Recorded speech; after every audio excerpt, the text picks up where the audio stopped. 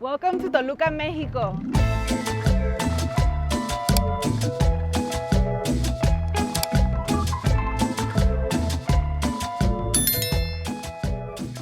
Toluca, Mexico is not known as the most tourist city. It's actually known for its industry, food, delicious chorizo, and their soccer team. Today we're here to explore Toluca and its beauty and what it has, and also we're here because of a very close connection that I have to Toluca, which you'll find out later. Hey guys, welcome back to the channel. We are actually back in Mexico after a brief visit to Chicago, catching up with family, friends, and of course our favorite foods. And we're continuing our journey of exploring Mexico in search of home. Our travels don't have a specific route, so we weren't sure where we're gonna go next, but somehow we ended up in Toluca. A big part of our journey is to make sure that we reconnect with our roots, and that's why we're here in Toluca, so that I can get to know an extended part of my family that I never got to meet. Our families are actually from Mexico. My dad's from San Luis Potosí, my mom's from Veracruz, and Jenny's family's from Zacatecas. Toluca is the capital of the state of Mexico, and it's not known to be very touristy. It's actually said to be one of the ugliest cities in Mexico. So how did we end up here? It is an industrial city. It's not very touristy, so there's not a whole lot that would bring us here, except for family. Since Toluca is such an industrial city, I didn't expect to see so many green spaces, but I can see the effort that they're making to create more of these green spaces, especially like this beautiful botanical garden you're about to see. This building was initially built as a Toluca market, but as the city grew, it was later turned into a botanical garden, and it now houses the largest stained glass art on a non-religious site in the world. And it's home to species native to Mexico, Central South America, Africa, Europe, and Asia. Check this out. This is the Asia section of the garden, and there's a lantern here at the entrance with a plaque here that explains in Japanese and in Spanish that this lantern represents the friendship between Mexico and Japan. How beautiful is that? Go check it out. Wow. I feel like a panda is about to pop out of nowhere and take a bite out of these bamboo shoots. Hopefully it's not Kung Fu Panda. Oh my God, ya me dieron ganas de ir a Asia. I really want to go now. Wow.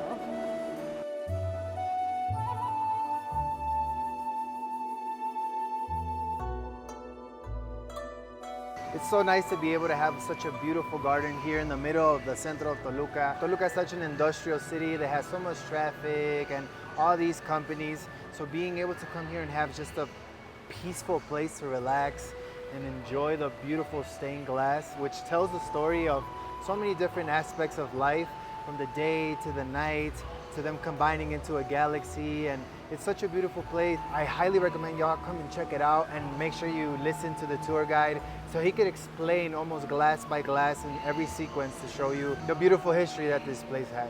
I want to thank you for joining us on this journey, and if you're enjoying our content, I want to invite you to hit the like button, leave a comment and say hello, and of course subscribe if you haven't already. And then there are those that we want to give an extra special shout out to, and those are our beloved Patreon members. Thanks to you all, we're able to continue doing this work, and if you'd like to join us on Patreon, you can do so at the link below.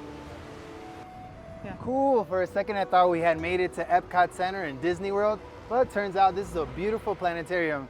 As much as I like to learn about the planets, I'm really hungry, so I'm gonna comer algo, Jenny, please. When you get the opportunity to come to Toluca, you have to try their chorizo. Here in Toluca, they have two kinds of chorizo, chorizo rojo and chorizo verde. We normally grew up eating chorizo rojo, so chorizo verde is fairly new to us. We had it once in Querétaro, and we're here now to try this place called La Vaquita Negra, which is across the street from El Parque de los Mártires, because our aunt recommended this place, and she said it's the most delicious place where you're gonna have a torta de chorizo verde. So let's go find out if it's true. Tia. So I got the Toluqueña. The Toluqueña comes with chorizo verde, which actually you can choose whether you want chorizo rojo or verde. And it comes with a cream cheese, literally a queso de doble crema. So it's so creamy that it might as well be actually cream instead of cheese. I'm honestly not the biggest fan of pork meat these days, except when it's like in al pastor and in this chorizo verde. I think the reason that I like the green chorizo better than the red is because it doesn't taste as greasy and it has more of a nutty flavor. In fact, I believe they have pine nuts and almonds in them. Super yummy. I got the chorizo verde gourmet, la toluqueña gourmet with chorizo verde, and it comes with goat cheese. I love me some goat cheese. Wow, so good. The only thing this needs is a glass of wine. If you come to Toluca and don't try the chorizo verde, it's like you never came to Toluca. So make sure you come to La Vaquita del Portal and try this chorizo verde. And you start to see the cempasúchil all over town. That's a sign that Dia de Muertos is approaching. And that reminds me, there is a Day of the Dead themed candy festival around here. Let's go find that. It just so happens that we arrived in Toluca at a great time. There's a famous candy festival that happens every year, starting in the first week of October through Dia de Muertos. It's called La Feria del ALFEÑIQUE y Dulce Regional de Toluca. And it's a traditional fair that highlights the art of sugar. Sugar in the form of all kinds of art, but especially Day of the Dead themed. And why is that? Well, the ALFEÑIQUE fair actually was started in 1932 with the purpose of helping to strengthen the tradition of Dia de Muertos and passing that down to the younger generations. And what better way to pass down a tradition than with sugar? I was so excited about all the candy that I accidentally recorded this next clip in time-lapse mode without any audio. Oops. This is what happens when Kevin leaves me to vlog all by myself. So these sweets have both indigenous and colonial roots, but ultimately what they are is a way to promote traditional identity. And because they're handmade, there's a direct impact on the economy of local families and artisans. Whoa! These look like skull-shaped tamarindos, skull-shaped coco, skull-shaped chocolates. All of these are not just for eating. You can also use them to decorate your Day of the Dead altar, which a lot of people are starting to prepare. We've got little figurines. Look at these super cool, intricate sugar, the traditional sugar skulls, but also you've got chocolate and this fruit. Oh my God. Is that real fruit? That looks so real. That is so cool. Those little apples and oranges and mangoes and mameyes and bananas and tunas. I think those are the prickly pears. Check out these little coffins. Oh, that's hilarious. That's kind of cool. Is that a plate of mole con arroz? Great, now I'm hungry. Wow, this is so impressive. Es una duda. ¿Estos son hechos de tamarindo? Sí. Wow. Gracias, gracias. Oh, so much candy. I'm like prone to cavities, so I really shouldn't. Look at these mini altars. Completely made of candy. Well, maybe those Corona bottles aren't made of candy, but pretty sure the rest of it is. I am just so impressed with the skill that it takes to make these. Seeing all this beautiful artwork makes me so happy to be of Mexican heritage. La verdad, I feel so blessed. Wow, look at those food. Hamburgers, tortas, hot dogs, fruits. And my favorite, the ones I was most impressed by, are these flowers right here. These are really cool. She says that they're made of pumpkin seed sugar. Pumpkin seed sugar? I don't think I've ever even heard of such a thing. I have to try one. Wow. ¿Y estos que parecen pan dulce también son de pepita? Wow. Wow, wow, wow. Sí quiero probar uno, pero no sé cuál. ¿Cuál me recomienda?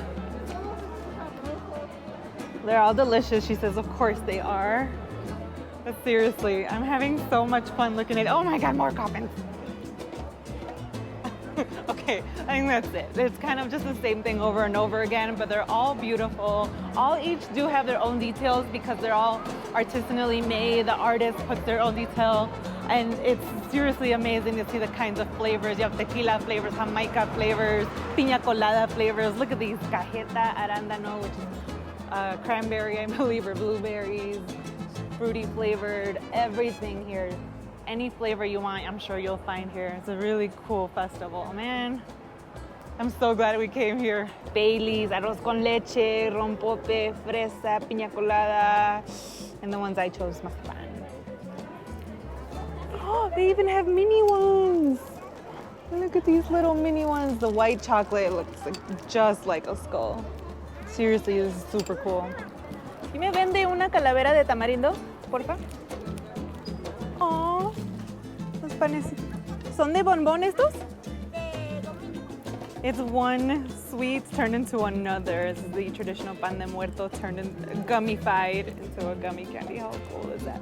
Oh, you can't see shadows. How cute. And here's my skull. Oh, y'all, I'm in candy heaven. Are you guys enjoying this? Leave a comment below and let me know. I know I said I was gonna be done buying candy, but I saw this elote and I just had to get it.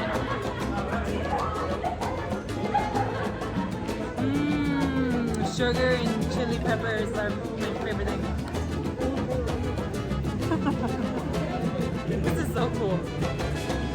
So a big part of our journey is reconnecting with our roots. As you may or may not know, my family, my dad's side is from San Luis Potosí, and my mom is from Veracruz. Jenny's family is from Zacatecas. But before Veracruz, my mom's side of the family is actually from the state of Mexico. So we've come to Toluca to meet some of my mom's extended side of the family, which are cousins who are nieces and nephews of my great-grandfather from my mom's side. So we're excited to see and get to know new people, new family members, and of course, explore what Toluca has to offer while we're here. Les presento a mi tía, que es familia de mi mamá.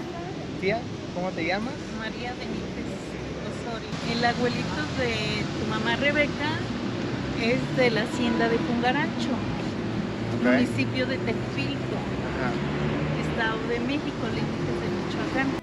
It was a true blessing to be able to connect with my aunt and learn about all the family that I still have in Mexico. Apparently, I still have family in Zihuatanejo, in Guerrero, Michoacán, and even Texas. I was even able to connect with roots that go as far as my great-great-great-grandfather, who apparently was a general in the Mexican Revolution. All really cool and all really thanks to my aunt. So to everybody in the YouTube world, I want to give a huge thanks to my aunt here because she actually received us at home. This is only the second or third time that I'm meeting her very briefly. So it's been a very nice experience for her to give us tours here in like Toluca, Metepec. So yeah, solo quería darte todas las gracias, tías, por pues brindarnos tu hogar y dejarnos quedar en tu lugar porque pues nos hemos conocido muy breve, ¿verdad? Pero y podemos restablecer esas raíces y esta conexión para seguir brindándonos y dándonos amor como familia. Entonces. Claro que sí, aquí tienen su casa. I feel super blessed to be able to reconnect and meet family all over Mexico and to be able to connect with family who are second or third cousins from your parents' side. It's super cool. It's a huge blessing that we have. So I'm so happy to be here in Toluca. I don't care if it's supposedly the ugliest city in the world. I've enjoyed it. It's actually beautiful. I think it's much more beautiful than I anticipated. I don't even know where I heard that lie. I've had so much fun here, and more than anything, I'm so grateful to be spending time with family. So thanks so much for joining us. We hope you enjoyed this video. Make sure to hit the like and subscribe. Don't forget to leave a comment. Se cuidan, se bañan y nos vemos hasta la próxima. Ciao. Welcome to Toluca, Mexico. Ah! You gotta just